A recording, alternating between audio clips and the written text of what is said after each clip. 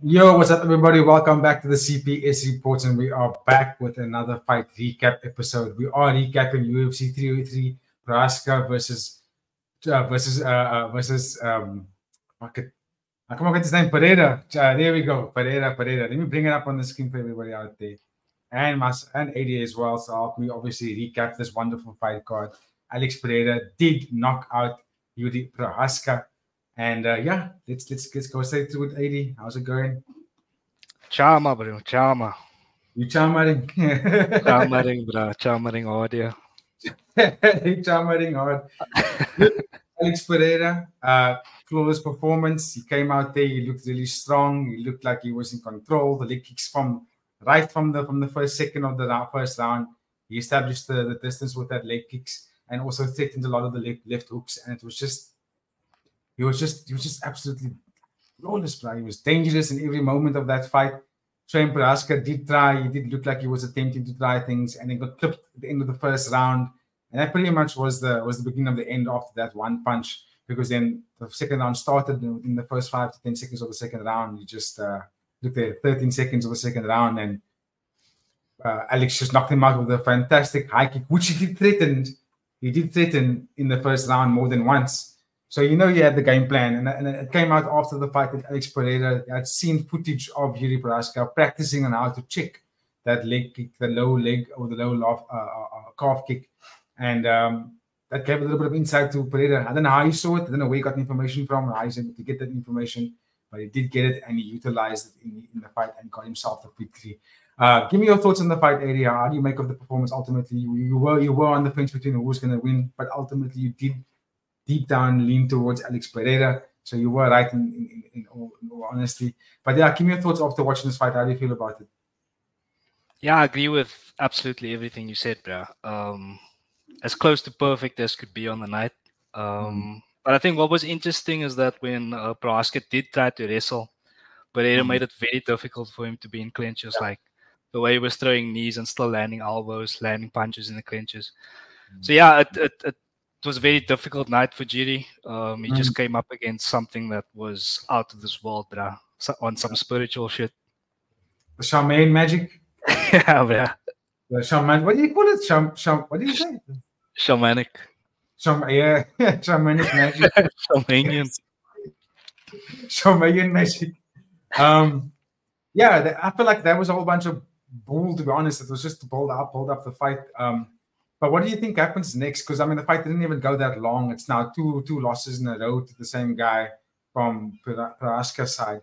Do you think if he has another shot in the title in his camp, does he have it again to go at it again, or do you think that Prohaska is probably going to concede, having to lose the second time against Pereira? Yeah, look, I think Yuri is an absolute freak, bro. Not only physically, but like mentally, he's probably one of the toughest guys in the division. So I'd never count him out for another title shot. I do think he needs a couple of fights to kind of get there, but I wouldn't rule him out for making another charge at it now. It's very interesting. I'm asking the question because if you looked at Prohaska's at the end of the fight, the way he was bowing, like that the fighters bow to your opponent. The way he was bowing, it looked like someone that was almost conceding the idea of competing against this fella again in Alex Pereira. And also, we didn't get any sort of information. He didn't do an octagon interview after the fight. He didn't do a post-fight press conference either. So that's why I'm asking the question: if you think that he's probably going to have a crack at it again. I definitely see him as the second best fighter in the division. But I think if he fights Jamal Hill next and he beats Jamal Hill, this is Prohaska now, then he could definitely put himself in the statement to say, let me have a shot at Alex Pereira again. What do you think? I mean, he has come out in the media, bro. Like, I think on his social account, one of them, I'm not sure which one, but he basically said that like he needs to level up, otherwise he's going to quit fighting. So, I mean, it's difficult to really judge after a fight because like mentally it's so tough to take that loss. I mean, especially considering how hard he trained in that short amount of time, taking it on short notice. So I think that's also a factor, bro. Maybe a full camp. A full camp, yes. Situation, yeah. So because I think I said to you, like, I don't think we fully appreciated how much of a factor all these fights on short notice was going to be, man. Yeah. And yeah, so I think that's definitely something to consider. And I think if Yuri gets like you said, if he beats Jamal Hill and he gets a full camp for Pereira, yeah, I wouldn't rule him out at all. Yeah, I think that was the biggest takeaway from me was the fact that he didn't have a full camp, and the way it was being built up was like there was going to be such a significant difference, but both guys didn't really get a chance to have full camps to fight each other again, and you know, based on the first one, it was almost favoring in Pereira's side, but now he's still the champion, flawless victory, obviously. Yeah. I mean, what does he do next? Right? Just one more thing on that point, bro, because if you look at the fight there, it was very similar to the first fight. That first round, you know what I mean? Like Yuri didn't do anything to adjust to the leg kicks. No, he didn't. He didn't take any of them. He got caught yeah, with exactly. All of it. So it's like it was very puzzling to see that, man. Like I would have expected, if I can see that his leg kicks are a factor, his camp must know it and he must know it. So it was just a bit puzzling to see why there was no adjustment made. But then again, maybe Pereira's that good, bro. He doesn't. I'm sure they had a plan, but maybe he just wasn't able to execute it on the night because Pereira was that good. He was that good, and if there was footage that came out that Pereira had seen Prochazka practicing how to check the low kicks, but then didn't check any of the low kicks, then what that tells me is that Alex Pereira's ability to hide that calf kick is second to none, because he landed it every single time. And I agree with you, the fight wasn't that different to the first one. However, I personally feel like Prochazka actually got a little bit more damage on Alex in the first fight, and he got him taken down. Definitely, you know definitely, I mean? So anything, he actually took 2 steps backwards going into the second fight against Alex Pereira. And if you're saying what he said, that he might, if he doesn't level up, he might quit the fighting, I'm not surprised. I saw it in his face when he went to go take Pereira's hand and bow down to him. It looked like and also his picture of the same man away so much. So I saw a human being look like he was conceding there, almost like, I've gone twice against the same guy, lost in the same fashion. Okay, well, getting put away. And it's like, what? And he felt that he was doing enough to actually do something different in this fight. Like, if you look at the build-up, Prochazka was speaking as if he learned something different and he wasn't able to bring in new tools. But we didn't see any of it. You know what I mean? So I was like thinking, I either get another camp and try for the third time. And if we miss that third time, I wouldn't be surprised if he says, listen, this is it. Because also, he's not like he's going to go down a weight or he's going to go up to heavyweight. You know what I mean? He might just stay like heavyweight. And if you can't beat the champion, are you going to be stuck second best for the rest of your life? You know what I mean? That's the question he's going to ask himself. Psychologically, anyway, I just think that he believed so much that he was going to win, man. And to take a second loss, especially in that fashion, was very hard for him. And like you said, you could see it on his face and the way that he conceded. I was like, he looks different. Like when he lost the first time, he didn't look like, he even said, I will be back. I'm going to get him again. Now he lost again, and he was like, holy smokes. I mean, it's difficult to say I'll be back after the second loss, you know what I mean? So but then again, like I said, he's mentally tough, bro. He's a freak in that sense. So I don't see him bowing out just yet. Not just yet. I think he gets another run, He has to. But my question, I'll come back before we move on. The question I asked before we spoke about that was, what happens next for Alex Pereira? Does he defend it again? Jamal called him out again, or does he go up to heavyweight? Yeah, no. So I was just watching the press conference before we jumped on here, and they asked Dana White the same question. And basically, what I took away from it was that Pereira's fighting Ankalaev. He wants that fight because he wants to show that he can wrestle. And Ankalaev he hasn't lost in like his last 12 or something like that. Maybe no, not 12, but like he hasn't lost in a while. That's the fight for me. That's the next fight for Alex Pereira. For Pereira, yeah. Okay, yeah. It's hard to disagree. I think Jamal is probably going to have to fight Prochazka next for that shake-up so we can get a new number 1 contender. And, I think that's what's going to happen for the lightweight division, hopefully. But let us know in the comments what you think's next for the champion, Alex Pereira. We keep it moving. We keep it moving. The fight that was the co-main event, we saw a late replacement in Dan Ige taking the spot of Brian Ortega on 4 hours notice. It came out that he was having a little bit of a massage when he got the call up to take this fight on that like I say, 4 hours notice. Absolutely insane. And he fought against a very, very hot, strong, intense, up-and-coming fighter in the UFC, in Diego Lopes. Diego Lopes came out unanimous decision with a victory. It was a bit of an interesting fight because arguably it could have been the fight of the night based on all the results we've watched and the way these two gentlemen showed up under the circumstances and to put on a performance like that. And one thing I have to call out here is that Dan Ige showed up on short notice in 4 hours. Looked and he was over. He was the heavier fighter at 168 coming into this catchweight fight. No camp, nothing. But looked like the individual that could have gone another 2 rounds. You know what I mean? This was a 3-round fight, and he looked to be putting on the pace going into round 3. And Diego Lopes started gassing out. Just shows you how crazy, scary, and vulnerable an athlete's body becomes when they have to jump through so many different weight divisions to complete the night. Because the guy weighed in at 145 at peak performance, and then he had to go up a 10-pound and then another 10-pound. That is absolutely sick. He had to basically gain a total of almost 10 kilograms in the space of that night to go and fight this guy. So, how do you think about this fight, Adrian? What's your thoughts, final thoughts on the performance of both gentlemen? And also, do you think that was a deserved winner for Diego Lopes? Yeah, I mean, I don't think you can argue with the result. I think Lopes did enough in the first 2 rounds to get it done. However, though, Dan Ige, bro, my boy Danish. Danish. what can you say, bro? What can you say about Danish, bro? Like, absolute dog, bro. Like, I'm struggling to find words, bro. Like, he took a fight on 4 hours notice, bro. And I don't know what kind of a massage he was having, but bro, he absolutely outperformed a lot of the fighters on the card. In fact, we expected a lot from, but we'll get into that later. But yeah, amazing performance by Dan Ige. And yeah, Lopes doing enough on the night to get it done for me. But yeah, great fight, and kind of saved the card in some senses for me. You say it kind of saved the card in some senses. Are you agreeing in what I'm saying, in the sense that this fight potentially should have been fight of the night? Yeah, definitely. I mean, which was fight of the night? I'm not sure who got it actually.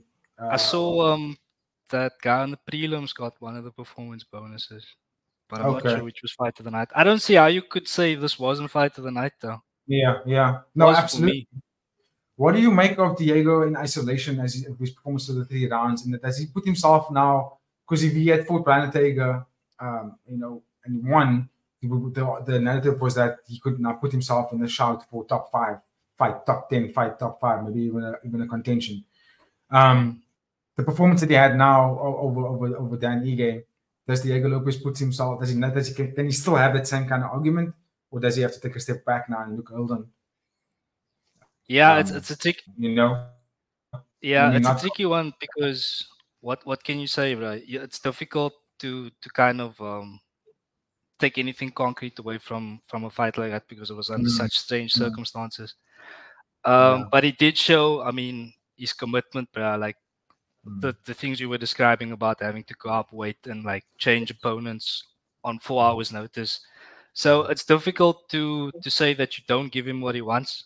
I mean, they were mentioning talks about him fighting Volkanovski, but no. Maybe not that, but yeah, you'll definitely fight. I think he's earned a top 10, top 7, 10. Maybe even opponent. Yeah, I completely agree. You can't disagree on that one. I don't think you can get anyone of the top 5 right just away. Probably not someone in the top 10 for sure. And then on the other side of the of that cage, you got Dan Ige. What does he do? Does he buckle down and stay in his weight, or does he fight lightweight? Because I think he's also featherweight, if I'm not mistaken. He's also 145 pounder. What does he do now? Because it's a weird thing to talk about, because the takeaway from the fight is that people were cheering for Dan Ige. It's weird. People were cheering for him a lot more than anyone really on the card. What does this do for his career? And where does it put him? Does he? what's next? Does he take a crack at the top 10 now in the featherweight division? Because I think he took a loss in his last fight against Rob Font, if I'm not mistaken. So yeah, what's next? I'm not exactly sure there, but yeah, look, again, for him to take a fight on 4 hours' notice, bro, it's difficult for you to say that he doesn't deserve to fight up in the division, and that would most likely be top 10. I'm looking at it now, and I think maybe someone like Calvin Cater might be a nice fight for him. Calvin Cater is ranked at number 9, so that's yeah, a nice one. because they are putting together this big event at the Sphere. I'm sure you must have heard some talk about it. Yeah. And yeah, it's been confirmed that both him and Diego Lopes are fighting on that card. Now look there. So then, yeah, they're both gonna fight featherweight for sure on that one. Hope I can't say for sure, but the UFC you don't even know anymore. There's so many things that can change on the night. You don't even know what is for sure, other than Alex Pereira knocking people out. Okay, good victory, good fight for both fighters. Flawless, like you say, saved the card, and no losers in that fight. Absolutely none of them took a loss there. I thought it was fantastic. They made it very entertaining, very, very entertaining. But okay, Eddie, we keep it moving. And we saw Anthony Lionheart Smith fought against Roman Dolidze. 3-round unanimous decision in Roman Dolidze. And you got it right. You know, you said Anthony Smith was going to lose. And we said Roman Dolidze was going to be a little bit of a stronger fighter, a little bit fresher, a little bit younger. And he did show that. He did showcase it. I think Smith had a very good first round. But I definitely think that rounds 2 and 3, Roman Dolidze started throwing a bit more tools out. He landed a bit more jabs, a bit more leg kicks. He attempted some of the wrestling exchanges. Gassed out towards the end of round 3, but I think he did enough by utilizing the overall theme of MMA to his advantage in striking and doing takedowns. What's your thoughts on this fight, Eddie? Yeah, I mean, you mentioned he did takedowns, bro, but I don't really remember him wrestling that much. He did complete one takedown. I'm looking at the stats here. But he wrestled a lot less than I expected and ended up winning the fight on the feet, which was very surprising. As far as the fight on the whole goes, bro, it was very disappointing, to be honest with you. I heard during the fight that these guys are training partners and friends, and it just kind of had that feel to it, you know, like nobody was really trying to. I mean, they were swinging for the fences at some point, but it just felt like the pace was very laxical, you know, in a sense. So Dolidze getting the job done, not the way I expected him to. Again, it was a very strange fight for me, bro. Yeah, like you say, you could see the friendship coming out of the performance in the way they were throwing strikes. It's like you said, they were swinging, but it was almost like they were swinging miss. The hardest thing that they were throwing at each other landed was the leg kicks. They both landed very good leg kicks on each other. But actual like first strikes to the body, into the head, most of the time they were missing. But also another short notice fight, bro. So yes, I mean the whole card was pretty much short notice if you think about it. The entire card was pretty much showed up on short notice. I mean, Roman Dolidze said after the end of the fight that he probably doesn't want to do this again, where he has to go up to middleweight. To light heavyweight. He prefers to stay in middleweight. That's where he fights. That's his size. He feels more natural there. And I mean, you can't deny the man's words that came out of his mouth that he said, you know. But for Anthony Lionheart Smith, who won his previous fight, came on with all the what's the word? I want to use the word bragginess, but you were showing chest of, like, you know, these levels of the game, and you know, I'm back at it. Then taking a loss to a guy that is a division lower than you in weight size. What does that do for his career next? And what do you think he should do in this organization? Look, before his last fight, I was saying he should just stick to podcasting and broadcasting, bro. So yeah, my opinion there hasn't really changed. It's up to him. Like if he wants to kind of just fight for the love of fighting, then, you know, do your thing. But of course, I mean, he was still under the impression that he might get a title shot if he won this fight. You know what I mean? So which is so shocking. Exactly. So it's difficult to kind of reason with someone who thinks in that way. So I don't know, bro. If he wants to fight, let him fight. But I look forward to making a lot of money off his losses if he does. Yeah, no, please do, Lionheart, please keep fighting. You can help us stay rich on this side of the game. But anyway, we'll keep it moving, AD, because like you said, it wasn't that all entertaining, unfortunately. But this fight was up until it ended very, very quickly. But unfortunate with the cut. The cut was extremely deep. Macy Chiasson came out as the winner. I think it was doctor stoppage. No, TKO doctor stoppage. Yeah, TKO doctor stoppage. But up until that point, the fight was fairly even. I would say that Macy started to start. She was doing what I said was going to happen. I personally thought that she was going to take control of the fight because she was going to be the stronger fighter going into the latter rounds. She was going to be a bit stronger in terms because she would have a bit more gas. And you could see it. I thought it was going to happen a bit later in the fight, like maybe mid round 3. But you could see it into round 2 already that Macy started to take control of the pace. She was longer in terms of how she was utilizing the boxing. She was then started taking control of the clinching situation. She started dominating the clinch situation. And then when she got to the ground, throwing that beautiful, lovely technique with that elbow and landed a massive cut on Mayra Silva's right, what you call this brow spot. And then the doctor had no choice but to stop the fight.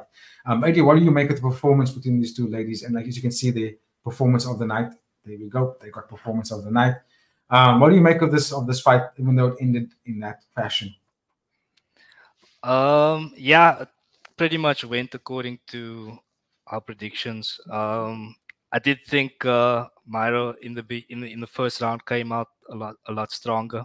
Like you said, she did slow down, but yeah, she was managing to kind of cover distance and land some strikes in the first round. And I thought she won the first round, to be honest with you. Absolutely. But then, yeah, Chiesa did begin to kind of assert herself in the fight.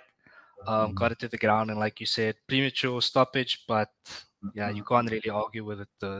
The spot of the cut would have made it very difficult for Mayra to continue in the fight. So yeah, unfortunate that it had to be cut short. But yeah, like I said, you can't argue with the result. Yeah.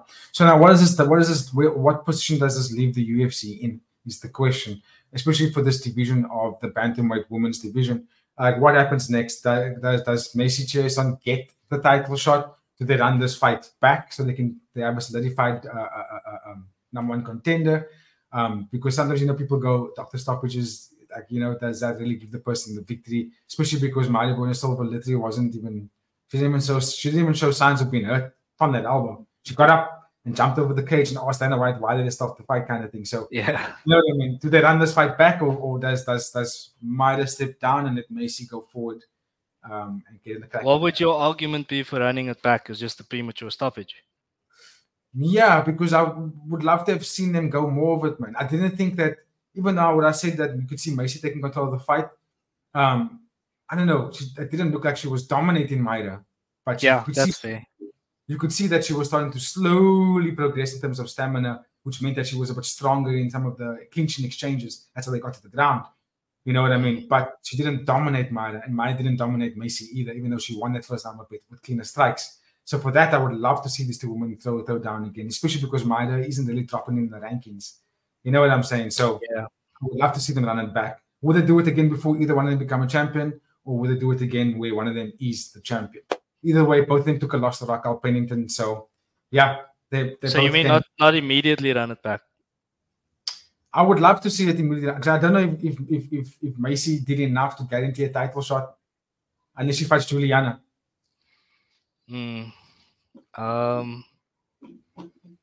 Yeah, look, I mean, you make a very good argument for why it should be run back. It didn't really cross my mind because I felt like it's premature, but it's an emphatic stop, man. You know what I mean? Like if the fight had to go on in the condition that Mayra was in, she would have lost the fight. Like you said, Chiesa was starting to. No, I'm saying like with that cut on the brow, man. Oh, okay. If the fight had gone on in that fashion, she would have lost the fight. Is what I'm saying. She would have lost it, yeah. So even though it was premature, it wouldn't have changed the result of the fight had it gone more rounds, man. That's kind of my thinking, and because of that, I feel like it's a bit unfair for Macy if we make her run it back against the same fighter, man. So I think either she gets like you said, Juliana, or what's Caitlin Ferreira. And if she wins one of those fights, or whichever one of those she fights Raquel for the title. For the title. Yeah, I mean it's gonna be interesting. So she's definitely gonna protest that the doctor stoppage for sure. She's this is my winner silver now. I've got it in my right mind that she's gonna ask that she gets back in there, you know, almost immediately, especially with either with Macy again or one of the two women you just mentioned now in Caitlin Manoa or what's her name, Juliana Pena. But let's see what happens. Because the thing is, bro, for me, like I'm thinking from Macy's perspective, she's fighting a top 3 opponent now, and now she beats her. Now they're like, now you must fight the same person again. You know what I mean? It just doesn't seem fair for me for them to do that. Yeah, I hear what you're saying. I'm thinking about it because if the elbow did more than just cut Maida, like rocked her, like maybe like put her so fucking dizzy. You know what I mean? Like took her out of the fight almost. Because the way when they stopped, if you stopped them and stood them up, the way Maida jumped up from that position, she didn't even like get up gradually, you know, hands on knees, and she literally jumped up. And I thought to myself, oh, you didn't even get like rocked from that elbow. You know what I mean? So there's enough in it for me to say, yeah, I would have loved to let the fight finish, like let Macy finish her. You know what I mean? Instead of getting doctors and stuff. But that's the doctor's opinion, man. You have to check the cut. But we've seen fights. I mean, you can remember on top of your head, you can remember Robert Lawler versus what's his name, boy, Rory McDonald. Both of them really had a broken nose in that fight that he fought the 5 rounds, the 4.5 rounds. You know what I mean? Robert Lawler's was basically closed eyes, maybe cuts on his face. The Oaks looked like they ran through hell and back. But the doctors checked them both out more than once and said, let them go. Let them fight. I've personally seen fights where people had just as bad cuts as that, sometimes even worse. And the Oaks let them go, dude. The referees let them go. So again, I think it just depends on the position of the cut and whether it's going to obscure the fighter's vision, man. Because I get that. That was right above her eyebrow, like you said. So, just coming back to that, to running it back, I think if they did run it back, I wouldn't kind of be like, nah, that's fucked up. But if they did run it back and Macy beat her again, she has to get a title shot. Absolutely. No, Macy must. She's climbing the ranks at a very rapid pace. And she's, like I said, she's watching it from the Ultimate Fighter to now is night and day, dude. She won the Ultimate Fighter, but she was still questionable for me. But then we're seeing Macy now, she looks like a complete different fighter. But granted, that was more than 4 years ago as well. But anyway, it was a good fight, good shake-up for the division there on top. Macy went out and did what she said she was going to do, and I thought that was a fantastic performance, even though it was doctor stoppage. But let us know in the comments what do you think should happen in the women's bantamweight division. I'm looking forward to see the return of Juliana Pena as well, because she's obviously, hate or love her, she is a dog for that division, though. No matter how annoying she is. But okay, Eddie, I almost called you Babu now. We keep it moving, brother. And we see Ian Machado Gary beating Michael Venom Page, also in unanimous decision. And this fight was also one of those things where they didn't really make the UFC hopefully enjoy it, because I think everyone was expecting a bit of more of a striking chess match. You know, these guys using high level of striking, because they both are. And that's kind of what we expected was going to happen. But we saw very quickly within the first round that Ian didn't want to stand once he noticed the speed of Michael Venom Page when he landed a couple of those right overhands and uppercuts. He even landed some very quick jabs. Michael Venom Page is now landed some really quick jabs. And that pretty much showed you the change of course of the fight, because then it forced Ian Gary to react in what's he going to do with his game plan. Are you going to stand? Are you going to knock the kid out? But he didn't. He had to switch into wrestling. And he wrestled with Michael Venom Page, and ultimately those takedowns, mixing up the martial arts of striking and wrestling, is what ultimately got him the victory. I don't think he should have, honestly, because I don't think he landed enough strikes to say that he damaged Michael Venom Page or even made Michael lose. But they gave it to him because I think he did enough in terms of utilizing the wrestling exchanges, and that got him the victory. But give me your thoughts on the fight, Eddie, because this was the fight that you were looking most forward to. Did it show up the way you wanted it to show up? Did the fighters do enough for you? And also, on Ian Gary's victory, what does this do for you in his reign for that title shot? Yeah, dreadfully disappointing fight. I'm sure Jedi is somewhere laughing now, but he was. you know, He came over yesterday. He came over to me yesterday, and then he was talking about, because he was watching the fights, because he was keeping the baby awake, obviously, at that time. And he watched the fights, and he was like, "You see, I told you in AD, I fucking told you guys it wasn't going to end up the way you both thought it was going to end up." Did you just say he was keeping the baby awake? Well, the baby woke up at that time, so he had to feed the child. So he kept the child awake to feed him. Yeah. Okay. But yeah, it was a dreadfully disappointing fight. I'm looking at the stats now, Brian. Significant strikes 19 to 21. It was the lowest significant strikes on the whole main card. And the next lowest amount of significant strikes was double the amount in this fight. So, yeah, for me, I don't think it could have gone any worse, bro. It was so disappointing. It was so disappointing. It was so disappointing, Brian. Obviously, I'd put some money down on Michael Page. Yeah. But at the end of the day, bro, you gotta recognize Ian Gary and his intelligence to adjust to the situation. Mm-hmm. And yeah, you have to respect it, bro. He found a way to get the result, keeps his undefeated streak, and yeah, that's only gonna do good things for him. And I think that what I've noticed is that fight fans have a very short memory, bro.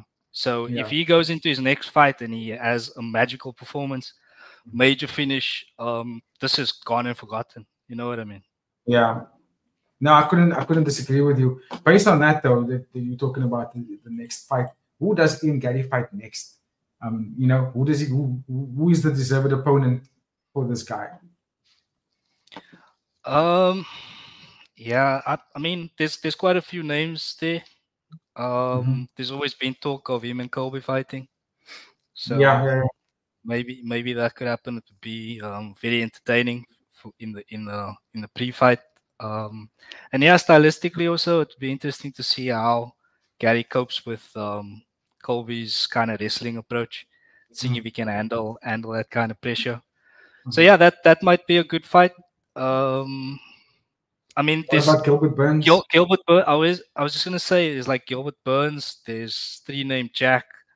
Shavkat's even there, so there's not a shortage of opponents for him to face there. So for me, if I was going to pick one, I think just purely for entertainment, it would probably be Colby. But I think the best fight for him is probably Gilbert now.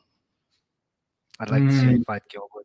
I would also like to see him fight Gilbert. I think I actually disagree. I think I would love to see him fight Gilbert, but I think the best fight stylistically would be Jack Della Maddalena. I think that would be a good one, because it also would be a good striking war. And Jack loves to strike, but he doesn't strike the same way Michael Venom Page does. So it will kind of invite what's his name?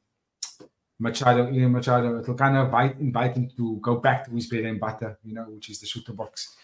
Because we've been very frank about it, brother. His wrestling is not that impressive. If we're being for real.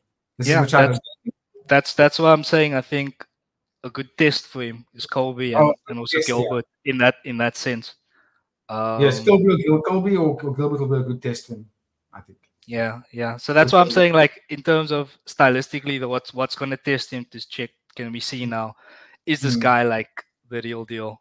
I think Colby or Gilbert, but Colby's also been on a slide, so if ever he was going to be Colby, it's probably now.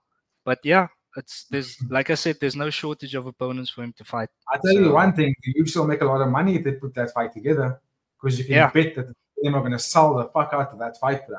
Exactly. You can bet the bottom dollar that Colby Covington and Ian Machado Gary will sell the hell out of that fight. So that will most likely be the next one for that one over there. But anyway, AD, that is our time. That is our recap for the co-main event. Before we close up quickly, can you give me your thoughts on what's next for Michael Venom Page? You can't close it out without including the other fighter. He's got to fight Wonderboy, bro. I think that was the fight I was calling for after Kevin Holland.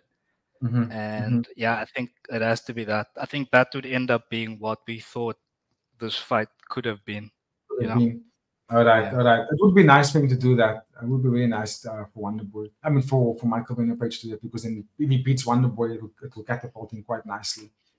But I mean, the thing is, I don't see MVP fighting for the title. You know what I mean? Because he got out wrestled by Machado Gary, bro, who is, Yeah, like you said, not the best wrestler. And yeah. there's dogs up there who would absolutely maul him, bro. No, me neither. I've never considered Michael Page to make a run at the UFC title at all. When he was talking about taking on Leon Edwards after beating Ian Gary, I was like, no way, guy. No way. I mean, that was just because they're both British, man. Yeah, So but like, he was saying, I want to be the one to take away the belt from Leon Edwards. I highly doubt that's possible, to be quite honest. At the moment, I honestly don't see anyone beating Leon Edwards other than Shavkat Rakhmonov. Well, let's see what Bilal does, bro. Because Bilal's been like, people always like are quick to rule Bilal out, but Bilal's been getting the job done, bro. So let's see. He's not the most entertaining, but you gotta give him a chance, bro. No, of but course, yeah, I do agree. I do agree. Shavkat and Leon would be a joss fight. Oh, it would be a sick fight to watch, brother. It would be a sick fight to watch. But anyway, that is our time, ladies and gentlemen. Thank you for watching. Eddie, thank you for recapping. Appreciate it all the time. Don't forget to like, comment, share, and subscribe with that cool notification bell and stay in touch with the latest CPS Reports content. On that note, stay safe, stay blessed, stay humble, and we will catch you on the next one. Cheers. Ciao.